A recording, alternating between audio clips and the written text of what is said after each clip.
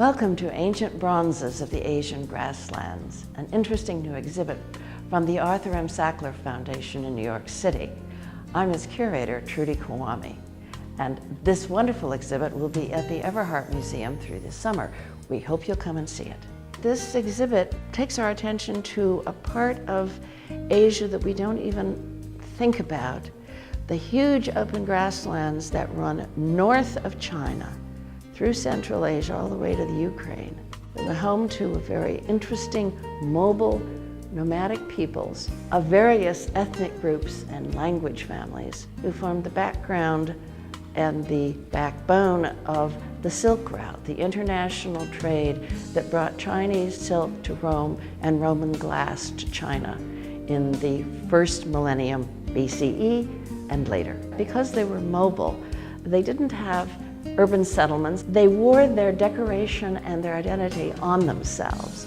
So their permanent art are these small bronze ornaments that went on their clothing, that went on their horses, and they were a horse-loving and horse-riding people, and the tools with which they coped with everyday life on the steppe.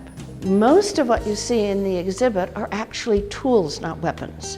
They're knives with a single cutting edge that were used everything from cutting your meat to chopping fodder for animals to performing all sorts of everyday functions. Both men and women carried knives. That it was essential to their personal toolkit. Most of the knives and the other decorations for their clothing are ornamented with animal shapes. Animals that both domestic and wild, animals that coil and curve and conform their shapes to the shape of the knife or to the ornament on the jacket. One of the things that was very popular on the steppe were Bactrian camels. That's the two-hump camel. These were rather like the 18-wheelers of the Silk Road. They carried the bales of Chinese silk and the carefully packed Chinese Roman glass.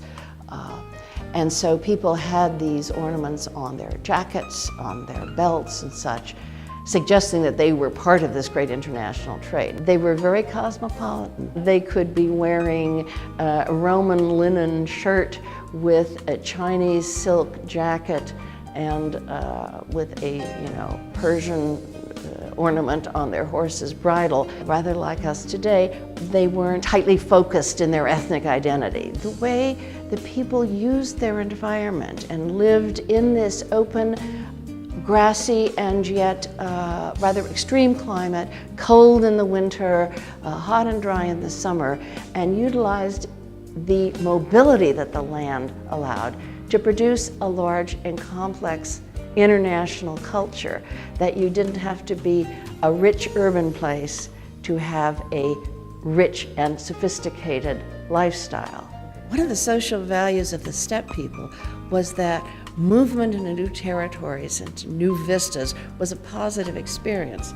And so in this, they're rather like Americans who, in the words of Mark Twain's characters, like to light out for new territories and see what's around the horizon.